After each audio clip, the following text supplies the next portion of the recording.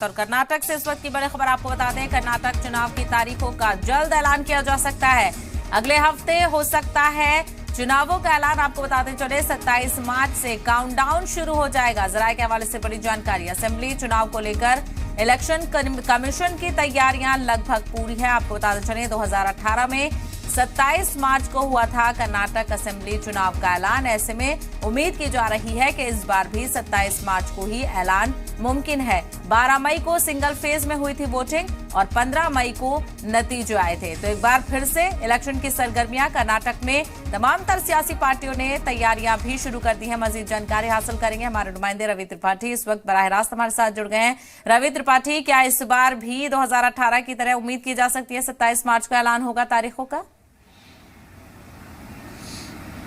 देखिए 27 तारीख के बाद से कभी भी 27 को भी हो सकता है, 30 के आसपास भी हो सकता है और हो सकता है कि 1-2 दिन बाद 1-2 मई को भी हो सकता है। क्योंकि पहले जो 5 साल पहले एक परंपरा थी कि 45 दिन का टाइम चुनाव आयोग लेता था चुनाव की तारीखों का ऐलान करने का, लेकिन अब उतना टाइम नहीं लेता है। एग्जैक्ट डेट जो होता है वोटिंग का डेट से 25 दिन का समय लिया जाता है, 25 दिन से लेकर 30 दिन का समय लिया जाता है। तो मान के चलिए कि अगर पिछली बार 12 मई को मतदान हुआ था, अगर 2013 में जाएंगे तो उस बार 5 मई को मतदान हुआ था।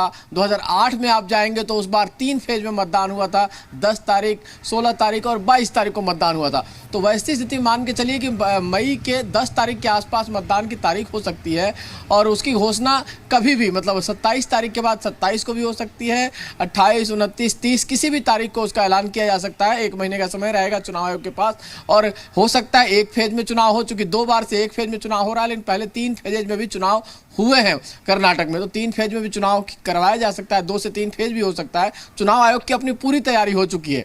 चुनाव आयोग की टीम भी बीच में गई थी, चीफ इलेक्शन कमिश्नर भी वहां गए थे।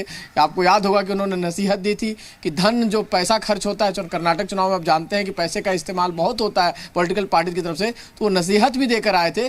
तो तमाम सारी तैयारियां जो ब्यूरोक्रेटिक लेवल पे होता है, सुरक्षा के लिहाज से होता है, एडमिनिस्ट्रेटिव लेवल पर जो तैयारी होता है आईएएस अफसर के तबादलों का, उस लिहाज से तैयारी अपनी चुनाव आयोग ने कर रखी है। अब एक तरह से माना जाए कि समय और बाकी और व्यवस्थाओं को देखकर जो डेट उनको मुकर्रर करना होगा, लगभग 25 से 30 दिन का गैप देखकर वो कभी भी चुनाव का ऐलान किया जा सकता है 27 तारीख के बाद।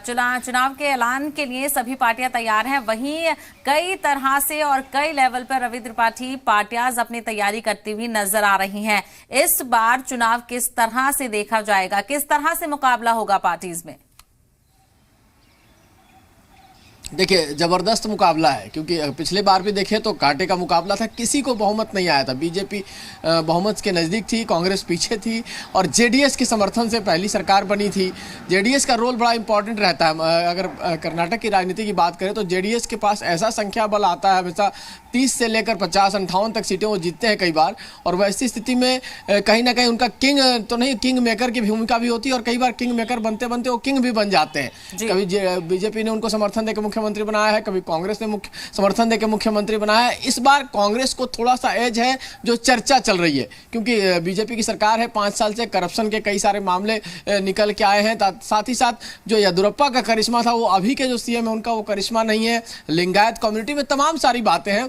तो आज की डेट में लड़ाई बिल्कुल नेक एंड नेक है, नेक टू नेक कहिए चाहे नेक एंड नेक कहिए, उसको जबरदस्त टक्कर है। लेकिन कांग्रेस को एज इसलिए माना जा रहा है कि हर 5 साल के बाद सरकार बदलने की परंपरा है वहां पे भी।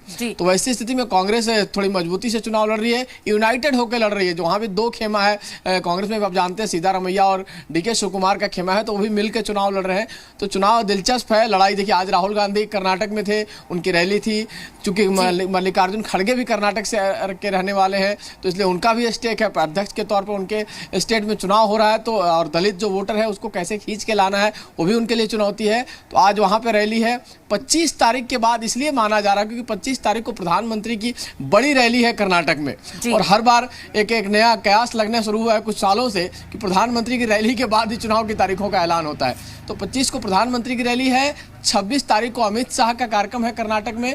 तो 25, 26 यानी 27 के बाद से यह कयास लगाया जा रहा है कि 27 तारीख के बाद किसी भी तारीख को चुनाव की तारीखों का ऐलान हो जाएगा, काउंटडाउन शुरू हो जाएगा। चुनाव आयोग अपनी तैयारी और अपने सहूलियत के हिसाब से और अपनी जानकारी के हिसाब से वहाँ चुनाव की तारीखों का ऐलान करेगा। उसी हिसाब से शेड्यूल होगा चुनाव की तारीख का और काउंटिंग का।